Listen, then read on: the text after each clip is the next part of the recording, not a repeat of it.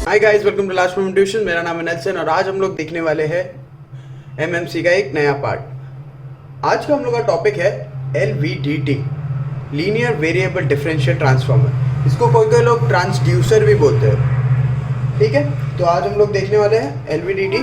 सबसे पहले हम लोग इसका कंस्ट्रक्शन एंड वर्किंग देखेंगे, उसके बाद हम लोग इसका एडवांटेजेस देखेंगे, उसका इंपॉर्टेंट स्पेसिफिकेशन देखेंगे, फिर उसका एप्लीकेशन देखेंगे और एक अच्छा खासा एक आंसर बना के रेडी रखेंगे।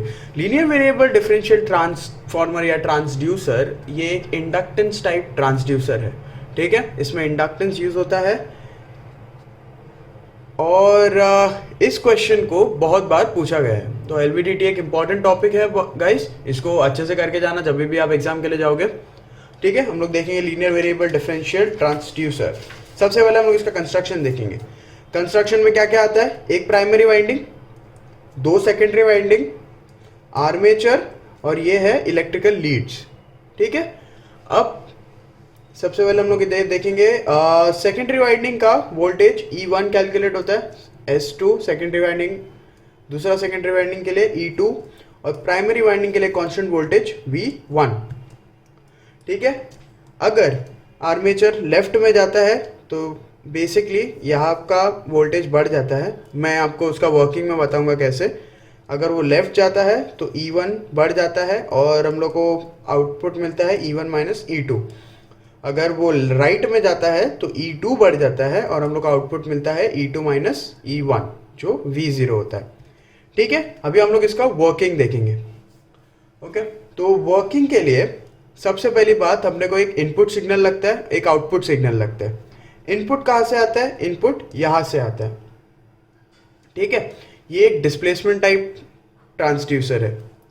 अगर आप इनपुट में समझो हम लोग को इलेक्ट्रिकल इनपुट दिया या फिर डिस्प्लेसमेंट इनपुट है उसका, या फिर उसका इनपुट समझो प्रेशर है, तो उसको ये लीड्स डिस्प्लेसमेंट में कन्वर्ट कर दे। ठीक है, डिस्प्लेसमेंट में कन्वर्ट होने के बाद ये आर्मेचर या तो लेफ्ट जाता है या तो राइट जाता है। ओके, समझो लीड से अपने को इनपुट सिग्नल आया और आर्मेचर हमारा लेफ्ट में चला गया। ठीक है, सबसे पहली बात मैं आपको एक न्यूट्रल पोजीशन बताता हूँ। न्यूट्रल पोजीशन में आर्मेचर दोनों के बीच में होता है और दोनों का इफेक्ट E1 और E2 सेम होता है और वो कैंसिल आउट होके V0 इज इक्वल टू 0। ठीक है, sorry VO is equal to 0। ठीक है, अगर समझो आर्मेचर मेरा लेफ्ट में आया, ठीक है, तो S1 बढ़ जाता है, ये यहाँ पे डिटेक्ट कर लेता है। प्राइमरी वाइंडिंग और सेकेंडरी वाइंडिंग के बीच में जो मैग्नेटिक फील्ड बनता है उसको आर्मेचर अपने मूवमेंट से डिस्टर्ब कर देता है। डिस्टर्ब करता है तो वो मैग्नेटिक फील्ड की वजह से यहाँ पे E1 बढ़ जाता है। ठीक है, लेफ्ट में आता है तो E1 माइनस E2, हम लोग का आउटपुट मिलता है E1 minus E2। Correct, right में जाता है तो अपने को मिलता है E2 माइनस E1।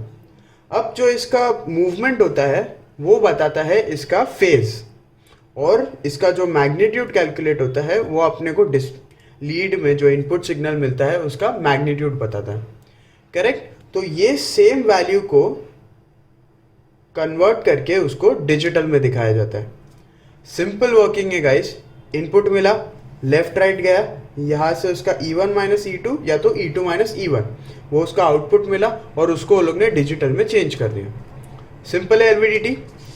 नेक्स्ट हम लोग देखेंगे एक इंपॉर्टेंट स्पेसिफिकेशंस। सबसे पहली बात उसका सेंसिटिविटी 1 to 2 मिलीवोल्ट्स पर वोल्ट पर 0.01 mm with recommended excitation frequency of 2 to 5 kilohertz. अभी एक्साइटेशन फ्रीक्वेंसी कहाँ यूज होता है?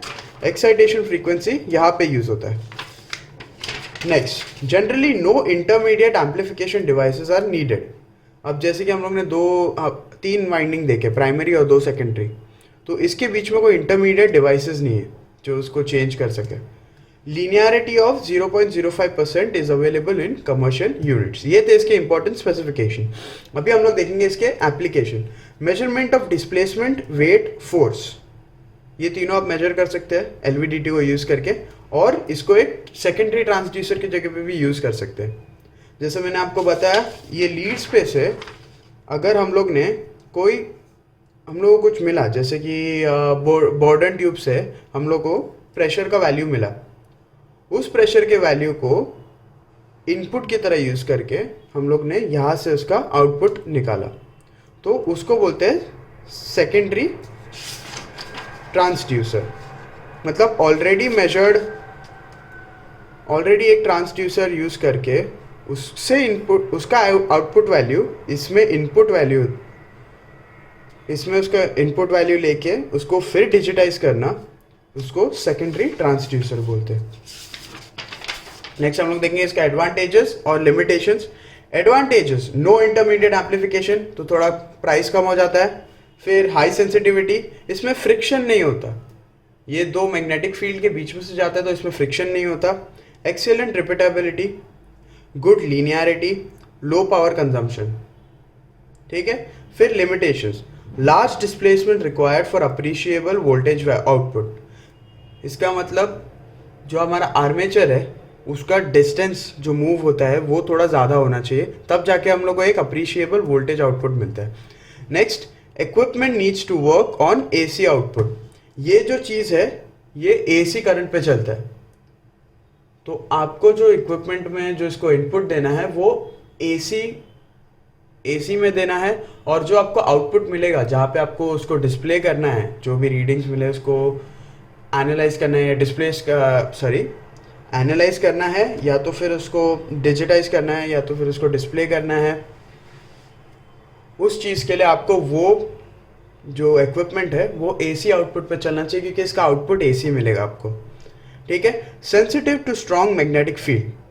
अब हमने देखा कि 2-3 वाइंडिंग के बीच में, एक्चुअली अगर हम लोग प्राइमरी दोनों सेकेंडरी को एक वाइंडिंग कंसिडर करें तो दो वाइंडिंग के बीच में जो मैग्नेटिक फील्ड बनता है वो मैग्नेटिक फील्ड को डिस्टर्ब भी किया जा सकता है। अगर आजू बाजू में कोई समझो मैग्नेटिक फील्ड हो तो उससे वो मैग्नेटिक फील्ड डिस्टर्ब हो सकता है, प्लस उससे आपका रीडिंग्स भी गलत आ सकता है, ठीक है। तो गाइज ये था एलवीडीटी पे मेरा छोटा सा वीडियो। इन्फॉर्मेटिव लगा आपको, हेल्पफुल लगा आपको, तो प्लीज़ वीडियो को लाइक करो, सब्सक्राइब करो चैनल को। अगर आपको कोई डाउट्स है तो उसको कमेंट सेक्शन में पूछना। अगर ऐसा कोई टॉपिक है जिसको मैं छोड़ रहा हूँ और आप लोगों को लगता है कि वो इम्पोर्टेंट है एग्जाम पॉइंट ऑफ व्यू से, तो प्लीज़ उसको भी कमेंट सेक्शन में लिखना, मैं उसको बाद में कवर कर लूँगा। Thank you.